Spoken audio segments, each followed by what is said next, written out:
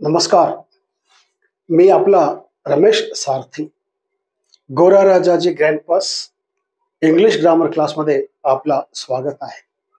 विद्यार्थी मित्र हो, मी नेहमी म्हणतोय विद्या धनम सर्वधनम प्रधानम.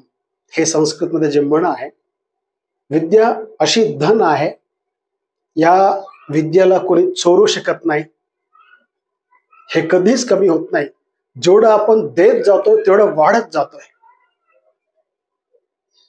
म्हणून मित्र हो, सर्वांना एक अपील करतोय.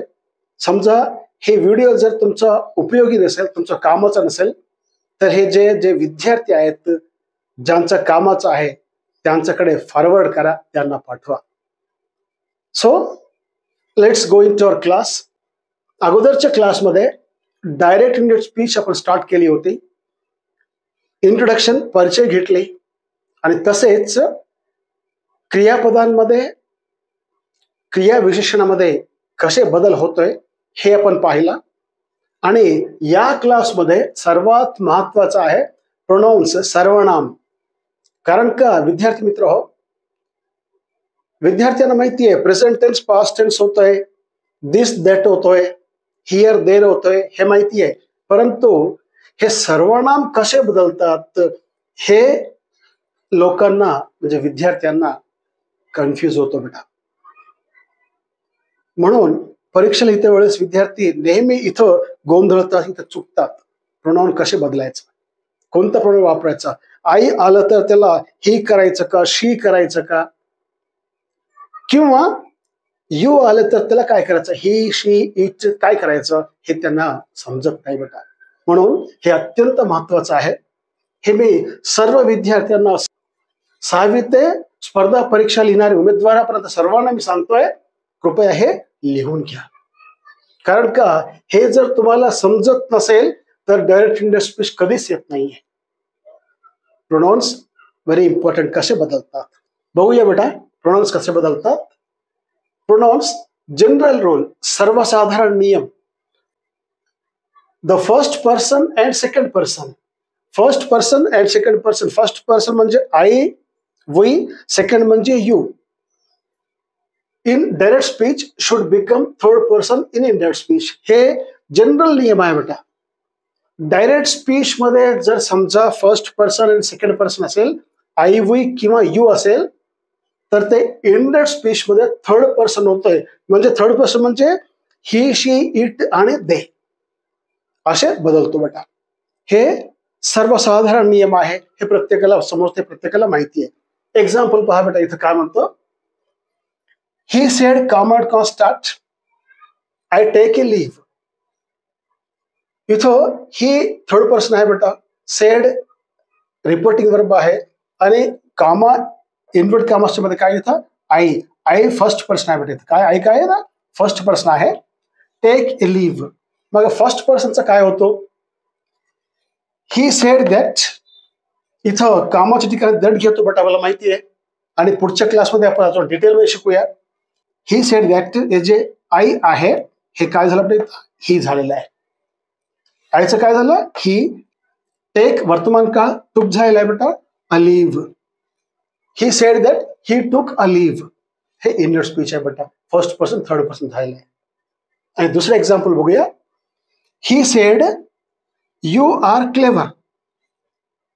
ही said common constant you are clever. Indirect speech मध्ये काय होतं बेटा, he said that he was clever. पहा बेटा इथं हा यूचं काय काय बदल, म्हणजे हे जे यू म्हणजे सेकंड पर्सन, सेकंड पर्सनचं थर्ड पर्सन मी म्हटलं बेटा. आता थर्ड पर्सन म्हणजे ही, शी, इट, दे म्हटलेलं आहे. तर इथे काय झालं, ही said that he was clever. He said that she was clever. He said that they were clever. अशा प्रकारे इथं 3 वाक्य एकाच ठिकाणी मी लिहिलं आहे बेटा. तुम्ही 3 वाक्य वेगळे लिहून घ्या तुमच्या वहीमध्ये. कसं लिहिता, ही said that he was clever एक वाक्य, ही said that she was clever दुसरा वाक्य, तिसरा ही said that they were clever. अशा प्रकारे हे यूचं ही, शी आणि दे असे बदलतो बेटा. हे सर्वसाधारण नियम आहे, याच्यात काही बदल नाहीये बेटा. फॉर एक्झाम्पल इथं अजून क्लिअर दिलेलं आहे, हे डायरेक्ट स्पीच मध्ये जर आई असेल इंडिरेक्ट स्पीच मध्ये ही शी इट होतो बेटा. आणि डायरेक्ट स्पीच मध्ये वी असेल, इंडिरेक्ट मध्ये काय होतं, दे होतो बेटा. आणि डायरेक्ट स्पीच मध्ये यू असेल, इंडिरेक्ट स्पीच मध्ये ही शी दे होतो बेटा. हे लिहून घ्या. आणि डायरेक्ट स्पीच माई असेल तर इंडिरेक्ट स्पीच मध्ये हिज किंवा हर होतोय, हे लिहून घ्या बेटा. आणि तसेच डायरेक्ट स्पीच मध्ये मी असेल तर इंडिरेक्ट स्पीच मध्ये हिम किंवा हर, हे जनरल रूल मध्ये सांगतो बेटा. हे नियम कोणते, सर्वसाधारण नियम सांगतोय. आणि डायरेक्ट स्पीच मध्ये जर आवर असेल तर इंडिरेक्ट मध्ये काय होतं, देअर होतोय. आणि डायरेक्ट स्पीच मध्ये जर युअर असेल तर इंडिरेक्ट स्पीच मध्ये हिज किंवा हर किंवा देअर, असे हे तिन्ही बदलतात युअरचे बेटा. So this is the general rule. हे सर्वसाधारण नियम आहे बेटा, ह्याच्यात काही बदल नाहीये. आणि इथं स्पेसिफिक रूल्स, काही विशेष नियम आहेत बेटा. म्हणजे विशेष नियमामध्ये कसे बदलतोय, इथं जास्त कन्फ्युज होत आहे विद्यार्थ्यांना. हे जनरल मध्ये ठीक आहे, first person, second person, third person होतो, ओके. परंतु इथं स्पेसिफिक रूल्स मध्ये विद्यार्थ्यांना गोंधळ होतोय. काय होतं बघूया बेटा, इथं लक्ष द्या. Specific rule number 1, if the object of the reporting verb is in first person, the second person in direct speech becomes first person in indirect speech. मराठीमध्ये लिहून घ्या. रिपोर्टिंग वर्बचं ऑब्जेक्ट जर फर्स्ट पर्सन मध्ये असेल तर डायरेक्ट स्पीच मध्ये असलेला second person indirect speech मध्ये फर्स्ट पर्सन होतो.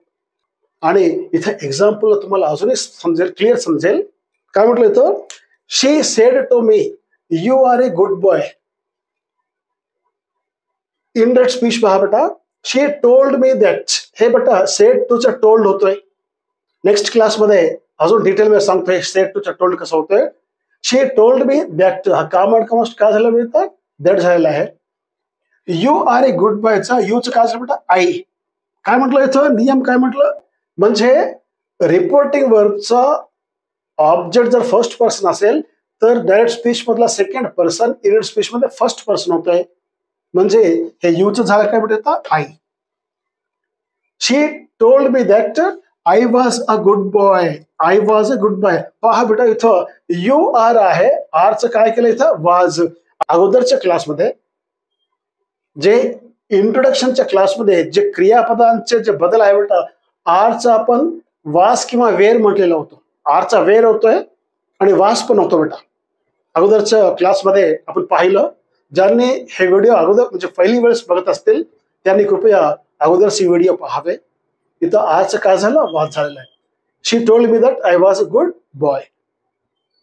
सेकंड एक्झाम्पल बघूया बेटा. दुसरा एक्झाम्पल काय म्हणतो इथं, they said to me we will invite you. They told me that, हे तर इथपर्यंत आहे बेटा. वी म्हणजे इथं दे, इथं हा वीचं दे झालंय. दे वुड इन्व्हाइट मी, इथं जे यू आहे ते काय झालं, इथं मी झालेलं बेटा. म्हणजे हे डायरेक्ट स्पीच मधला यू इनडायरेक्ट स्पीच मध्ये मी झालेला आहे. म्हणजे सेकंड पर्सन फर्स्ट पर्सन मध्ये बदललेलं आहे. हे स्पेसिफिक रूल आहे बेटा, स्पेसिफिक रूल नंबर 1. आणि इथं स्पेसिफिक रूल नंबर 2, विशेष जे नियम आहेत ते दुसरा बघूया. If the object of the reporting verb is in second person in direct speech, it remains the same in indirect speech. काय म्हणतो बेटा इथं, जर समजा रिपोर्टिंग वर्बचं ऑब्जेक्ट जर सेकंड पर्सन मध्ये असेल, रिपोर्टिंग वर्बचं ऑब्जेक्ट जर सेकंड पर्सन मध्ये असेल तर डायरेक्ट स्पीच मधला जे सेकंड पर्सन आहे ते इनडायरेक्ट स्पीच मध्ये तसेच राहते, बदलत नाही. म्हणजे इनडायरेक्ट स्पीच मध्ये सेकंड पर्सनच राहतोय. हे दुसरा नियम आहे बेटा. एक्झाम्पल पहा अजून तुम्हाला क्लिअर होईल. He said to you, he said to you you are a good boy. He said to you you are a good boy. He told you that, यूचा यूच आहे बेटा, ते बदललेलं नाहीये. You were a good boy. आरचं काय झालं इथं, वेअर. इथं पहा बेटा, इथं लक्ष द्या. इथं आरचं वास झालेलं आहे, इथं आरचं वेर झालेलं आहे. कशावर बदललं बेटा, हे लक्षात ठेवा. इथं यू, हे यूच्या नंतर जे क्रियापद वेर येतोय आणि आयच्या नंतर जनरली वाज येतोय बेटा, आय वाज. म्हणून इथं आरचा वाज आणि आरचा वेअर हे लक्षात ठेवा बेटा. इथेही विद्यार्थी गोंधळतात. He told me that you were a good boy. इथं यूचं यू आहे, इथे बदललेला नाहीये बेटा. नेक्स्ट सेकंड एक्झाम्पल बघूया. She said to you I don't believe you. She said to you I don't believe you. इथं रिपोर्टिंग वर्बचा ऑब्जेक्ट यू आहे बेटा. इथं बघूया काय झालं. She told you that. She didn't believe you. यूचा यूच आहे बेटा. डोंटचं काय झालं, डिडंट झालेलं आहे. She told you that she didn't believe you. अशा प्रकारे हे जे रिपोर्टिंग वर्बचा ऑब्जेक्ट फर्स्ट पर्सन मध्ये आहे का, रिपोर्टिंग वर्बचा ऑब्जेक्ट सेकंड पर्सन मध्ये आहे का, मग फर्स्ट पर्सन मध्ये असेल तर कसं बदलतोय, सेकंड पर्सन मध्ये असेल तर कसं बदलतोय, हे आहे बेटा हे स्पेशल रूल मध्ये. विद्यार्थी मित्र हो, प्लीज लिहून घ्या. हे जर नाही लिहिलं पुन्हा तुम्ही विसरता. So this is the most important one. हे प्रोनाउन्स मध्ये सर्वनामांमध्ये कसे बदलतो बेटा हे खूप महत्वाचं आहे. कारण का विद्यार्थ्यांना मी आता सांगितलं, म्हणजे क्रियापद ठीक आहे त्यांना माहिती आहे, क्रियाविशेषण त्यांना माहिती आहे कसे बदलतात, परंतु प्रोनाउन्स कसे बदलतात हे कन्फ्यूज करतात बेटा. म्हणून हे लिहून घ्या, वारंवार वाचा, जेणेकरून तुम्ही विसरणार नाहीये आणि परीक्षेमध्ये चुकणार नाहीये. सर्वात महत्वाचा exam. So well dear friends, इथं आपण थांबूया बेटा. आशा करतो तुम्हाला समजलं असेल. जर समजला नसेल प्लीज कॉमेंट बॉक्समध्ये तुम्ही तुमच्या डाऊट, तुम्ही तुमची जे काही शंका असेल बेटा या डायरेक्ट इंडियन स्पीच मध्ये, ते शंका मला विचारा बेटा, मी अवश्य तुम्हाला उत्तर देईन. सो वेल इथं आपण थांबूया बेटा. आणि नेक्स्ट क्लासमध्ये जे आपले 4 प्रकारचे वाक्य आहेत, वेगवेगळ्या प्रकारचे बदल होतो बेटा डायरेक्ट इंडियन स्पीच. सो ते कसे बदलतोय हे आपण नेक्स्ट क्लासमध्ये बघूया. तोपर्यंत all the best, take care.